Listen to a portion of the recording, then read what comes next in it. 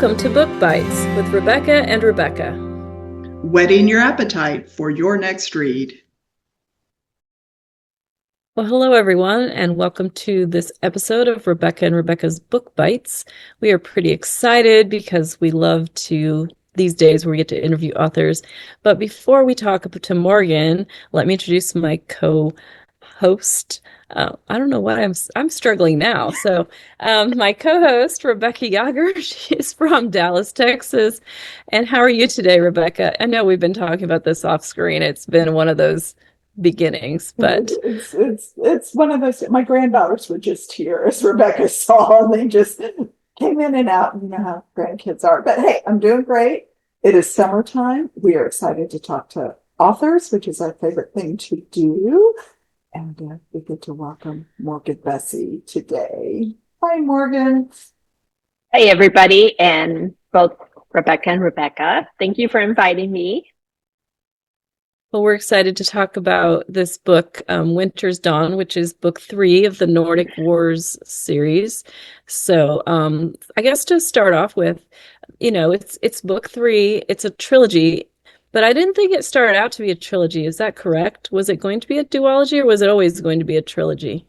It was always a trilogy. There was Okay. too much to talk about and too much to write about. So yeah, definitely a trilogy.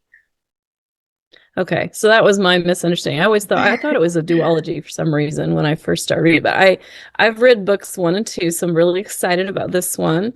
Tell us a little bit about it. What would you like readers to know before they get into the book?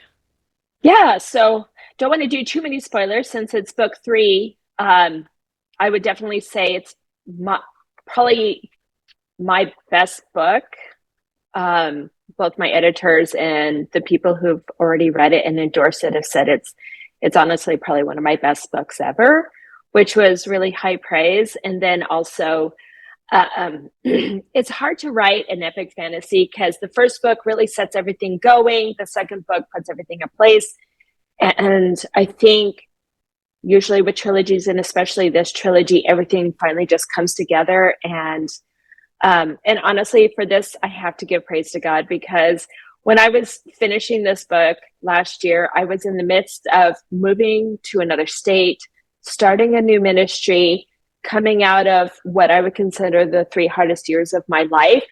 And I remember going to Panera every day, trying to shut everything out of my head and try to finish writing this book. And I don't remember writing. All I know is when I was doing the editing, coming back, I'm like, oh, well, this is really good. And that was God writing during that time, not me. So, yeah. Well, that's a great story. I love that. I think it's really fun when you come across those moments where you're like, man, these words are better than what I would have thought I could have written. Yeah. That's fun. So yeah, you're right. That's when God stepped in, correct? Yes. That's awesome. Well, as far as you can remember, writing here, was there anything that your characters did? And again, these are familiar characters, I presume you carried over through the 3 books. Anything any of them did that surprised you, that went off in another direction that you weren't anticipating? No, I knew where I was going in book 3, and I knew, honestly, in a lot of ways, writing book 1 and 2 was to get to book 3. Book 3 was where I was really going to just start hitting some of the epic conclusions to everything I've been building. And I actually kind of have goosebumps on how well everything just came together. It really is the climax of this story. And even more so, I just shared that it was God's grace writing the end of this series because of everything going on in my life. But also, it was also worship. Writing those words, writing the epic conclusion to everyone's lives in this series was worship to God. It's a book of worship. I tell people it's a book of my heart. So yeah.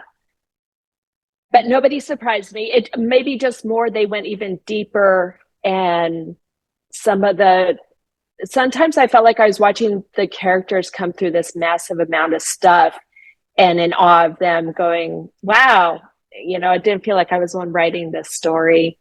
So. Well, do you have a favorite scene? And if you can't tell us what it is, you can, give us some sort of something to look for when we No read spoilers. Yeah. it. Yeah. So I think everybody already knows because I've already said this is definitely a slow burn romance. We're talking slow burn. In fact, my editors, when we finally got to the one scene, they're like, finally, because they've been just watching this, because it's true enemies to lovers, because these two people are literally on two sides of a war. I don't think you can become any farther apart. And yet through everything that happens, bringing them together, that's one of my most favorite scenes. And the thing is it's not, they have big choices to make if they're going to be together. And I really wanted to show that. But I also love, like, I think it's okay because I'm going to share this quote anyway soon on Instagram.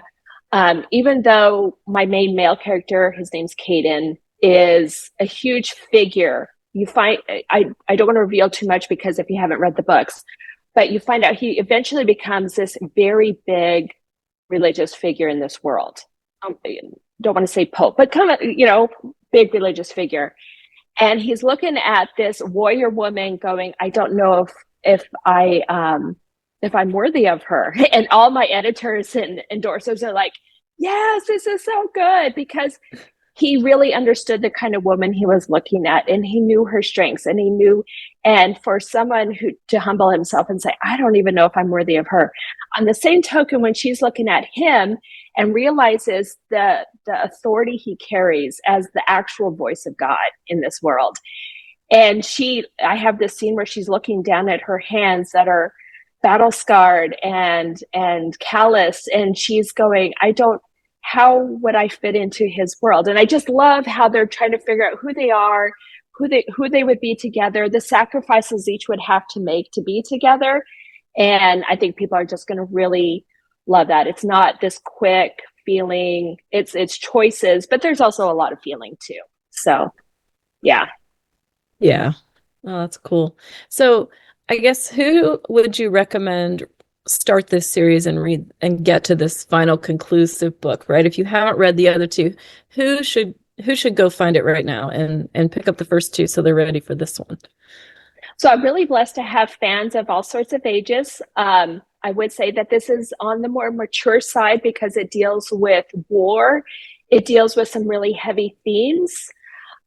So I usually say 16 plus. If your 16-year-old is a very mature reader, more older, like I said, it's not because there's anything people shouldn't read, and the whole series points to God and to hope, but there's darker themes and more mature themes that are dealt with. And I think anyone who enjoys fantasy, there's a lot of Viking fantasy coming out right now. And so mine hits more on the warrior war side with darker stuff. So I tell people, if you're a fan of, if you play video games, if you're a fan of Skyrim, it has a lot of that feel. If you've watched Vikings, the TV series, it's more like that. It has that feel to it. And the people who read, I want to say it's called Sky in the Deep by Adrian Young, that it hits more like that. So it's not, you're not looking at a light and fancy where this Viking guy falls in love with this girl. No, it's a lot more warish than that. So, but I think if people are looking for something that's going to be deep, it's not going to be fast. I mean, it's fast paced, but it's not, but it's very epic feel, very, world, you'll go deep into this world and this conflict and stuff. So, yeah. So are you working on another thing after this? What are you working on? And if you can share, of course. So I have purposely taken a year-long sabbatical. I haven't went a whole year without writing in a long time, at least 10 years, maybe 12 years. I don't know. I'd have to look. Just between the move, all the stuff I've went through over the field, I needed some time to heal. I was literally so burned out. I called myself crispy fried. I was crispy fried, burned out. And I wasn't honestly sure. I'm like, I don't even know if I can write again because there was nothing left inside of me. And then I've had an idea for a steampunk. So I will probably be going back to steampunk. I seem to alternate between the two. And this one I'm actually excited about. I pretty much have it figured out. I'm just waiting for the summer to end because my kids are home from college and I'm trying to really spend time with them because soon they're going to be off on their own, world. And so, but it's a steampunk about a cursed family with sky pirates and all sorts of stuff.